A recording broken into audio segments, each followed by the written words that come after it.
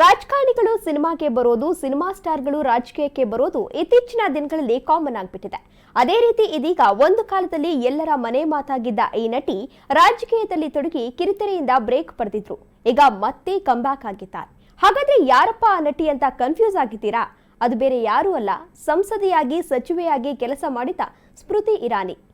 2000ದ Kyunki sauce ಭಿ ಕಭಿ ಬಹುತಿ ಧಾರಾವಾಹಿ ಮೂಲಕ ಸಾಕಷ್ಟು ಜನಪ್ರಿಯತೆ ಗಳಿಸಿದ ಸ್ಮೃತಿ ಇರಾನಿಯವರು 2003ರಲ್ಲಿ ರಾಜಕೀಯಕ್ಕೆ ಎಂಟ್ರಿ ಕೊಟ್ಟರು. ಅದಾದ ಬಳಿಕ ಕಿರುತೆರೆಯಲ್ಲಿ ಬ್ರೇಕ್ ಅನ್ನ ಪಡೆದುಕೊಂಡಿತು.